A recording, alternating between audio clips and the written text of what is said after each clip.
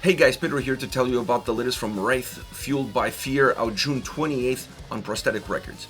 The album has 14 songs, 46 minutes in length, and this is the band's fourth full-length studio album. They are an American blackened thrash metal band. Now, when it comes to the design of this record, the first thing you will notice is that the album is very fluid, it's very dynamic, it has a lot of movement.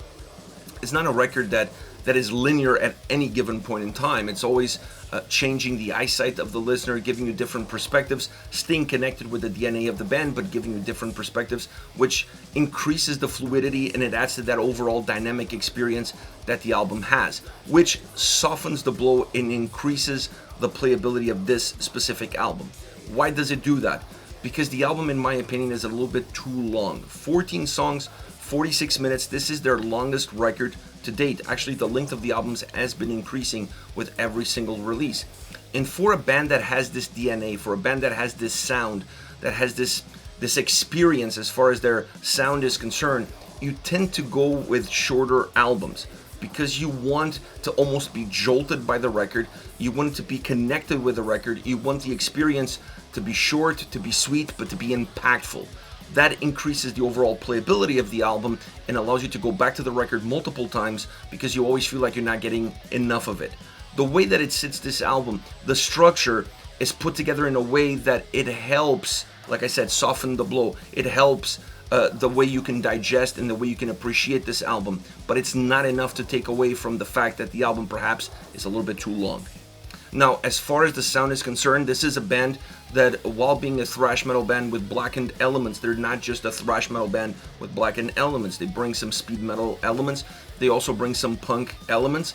And those three genres, thrash, punk, and speed, are really the baselines of every single song on this album. Some have more of one, less of the other, but they're all a little bit there. And then there is that blackened essence predominantly coming from the vocal performance that creates a blanket that engulfs every single song on this record, and that becomes the breadcrumbs that connects the songs, that better ties in the record together, allowing some volatility to exist under the surface with that sense of calm above it, that sense of dark calm above it. It's an album that also has a little bit of an old school production style. I don't mean the album sounds dated, that's not the case. I mean, it has more of a natural approach. It doesn't feel like it was recorded on multiple takes. It has more of an organic feel to it. One take recording session, studio jam feel, live performance. These are all things that you can call or that you can use to explain how the sound on this album comes across. It has that live experience, that jam session approach, which gives it that organic nature to it. And that is, to me, an old school element within itself. And for a band that has this thrash, speed, punk, blackened sound, that approach works very well, much better than a more polished production that would remove almost all of the interesting elements of the band, of their sound. It would almost cleanse this record of any sort of individualistic nature. And I think a band like this has to have sometimes even mistakes in the sound. They have to have that more natural approach because that rawness is what drives their music. And this record definitely feels raw from that standpoint. The way all of these genres come together, the way the sound comes together, and then the production behind it really enhances that more natural live feel across each and every single song. The only time that you feel that perhaps there's a little bit more of a production factor on these songs are on the solos. The solos are slightly cleaner, for a lack of a better term. They're slightly cleaner than the rest of the sound on the tracks. It helps separate them. It helps create some pockets within the songs that separates them from the rest of the sound, the rest of the ruggedness that this record offers, the rest of the darkness that the album puts together, because overall this album is very dark in the way it sounds, but predominantly in the way the vocals come across. So having some clarity in the solos, it helps sometimes minimize that darkness and also creates some internal ebbs and flows in the way the songs are constructed. And it's pretty much a guitar-driven record, as you would expect. The guitars are a huge element of this band and of this album. All of those influences, thrash, speed punk, They all kind of start, in most of the cases, with the guitar sound, the drivenness of the sound, the essence of the sound, the way the songs are composed, the way the songs are put together. I think you start to see a little bit more of the punk side actually coming from the drum sound on songs that are almost pure punk tracks. And you can tell that they have that essence, not just because of the length of the songs being a little bit shorter, but the way the songs are put together and the impact that the drums have and how they help emphasize all the nuances that the guitars are offering. But it's a great guitar sounding album, a lot of great riffs. This album is packed to the rim with riffage. If you're a fan of that almost old school Motorhead rock and roll, this album delivers that in aces of spades, if you will. So great album from that standpoint. And I also enjoyed the fact that the bass pops quite a bit. It's not always there, it's not always noticeable, but they found room throughout this record in key songs to allow the bass to come a little bit more into the forefront, have a little bit more of its 15 minutes of fame. And I think that also adds some darkness to the album. That also adds some grit to the sound. And it makes the record feel a little bit more textured, and it makes the record feel a little bit more complete. Not overdoing it, in my opinion, was key for this album. I think if they had overdone it, it would start to become repetitive, it would become expected, and the impact that it has when it shows up would no longer be there because it would be showing up all the time. So they found this happy medium, which worked really well in order not only to enhance the bass sound, but to enhance the impact that that bass sound has on the overall soundscape as well. Vocally, that's where that blackened element is consistent. And the sound is there as well. You're going to feel it. It is a dark sounding record, but vocally is where you're going to find that blackness coming through. The blackened side, the black metal side of this band really comes through in the vocals, in the delivery, where they are in the mix, and how they move within the songs. And having that sense of consistency also allows the sound to be a little bit more volatile, going back to that idea of being a little bit more calm at the surface and a little bit more volatile underneath it. The vocals offer darkness, but they also offer consistency, and that consistency is what gives it some calm, and it creates those breadcrumbs that connects these tracks really well, even though they have some different starting points and definitely different finish lines. All around, a kick-ass album that only has one true weakness, and for me, it's the length.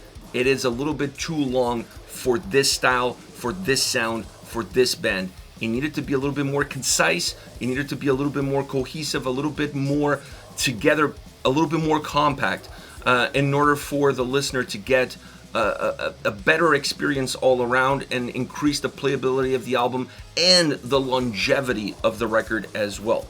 Now, as far as favorite songs are concerned, I need to start off with Fueled by Fear.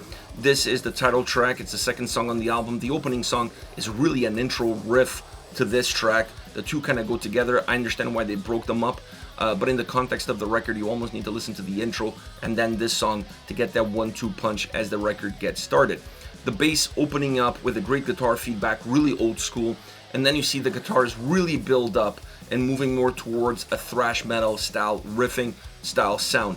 The guitars with the drums behind it create this really nice sound, this really nice wall of sound, and then you have that blackened vocal style approach that blankets the entire track, it blankets the entire experience and creates really a circle pit style song. This is a must play live style track. It has all the condiments of being a great live track because it infuses energy into the listener. It has great sound, it has great vocals, it has amazing riffs, it has a great solo.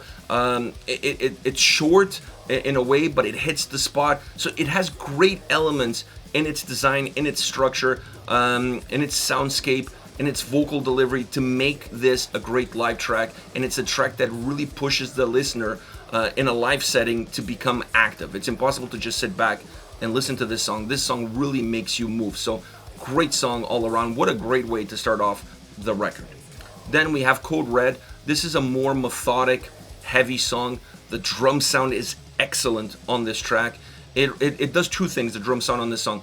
It pushes the guitars and engulfs the guitars, not simultaneously, but one after the other. There's moments within this track where the guitars are engulfed by the drums, and there's moments within this track the guitars are pushed forward by the drums. So this gives a different kind of mobility to the song, and while the track doesn't have great movement, these kind of elements add some sort of movement that allows the track to feel a little bit more dynamic. It also allows the guitars to be a little bit more direct. I thought that on this song the guitars are more to the point. They're more straightforward. What you see is what you get. The drums are the ones, pulling the strings. They're the puppet master, and the guitars are more of the puppet, if you will, in terms of how the two interact with one another. The chorus is very hooky, both vocally and musically. It really nails it. The chorus nails this song. It becomes like the climatic moment of the track, as it should always be. A song that also has this great live experience to it, because the way the chorus comes across. This chorus is built for crowd participation. Anytime you make a song that has the opportunity of having the crowd participate and engage the band during a live performance, you have a winner, because that's the ultimate. You want to perform to an audience, but you want the audience to interact with you. This chorus of this song definitely has all the prerequisites to have that sort of dynamic happen during a live set. I really like the chorus because of it, but it's just one of the elements that really makes it hooky. Now, it's also a track that has two solo sections, one nearly in the beginning, the other one a little bit more towards the end. An old school element that I enjoy because it added texture, it added a little bit more, it made the song richer all around, and it takes away from the more simplistic approach that overall the guitars have. When you add those two solos, you start to add some more complexity to the guitar sound, and on a song that's not very complex, doing that makes the overall sound of the guitars feel like it has more life, that it has more energy. Last but definitely not least, Merchant of Death. This is one of the most punk songs, not the only one, but one of those that it's really a punk song at heart. It's short, it's sweet, it has a penetrating sound, it's to the point. The vocals add volume to the track because it feels more narrow. It's a song that feels more narrow. Even though it feels more narrow, the verses are quite chunky. And then it's a little bit more layered in the chorus. So it's not a thin sounding song, it's just a song that's a little bit more squeezed. But it still has thickness, it still has volume, it still has texture. It still finds room on a really short song to include a solo, and it has some really good riffs from start to end. The bass pops quite a bit, and it works really well on a short song like this. On a punk, almost hardcore style song, that bass has a massive impact on your perception of the track, and that's exactly what happens here. And overall, vocals are badass, which enhances the more pissed off attitude that this song has from the get-go. This is it, Wraith with Fueled by Fear, out June 28th on Prosthetic Records. Let me know your thoughts on the band, on the singles. Hit me up in the comment section. I'll see you all at the next video. Take care, guys.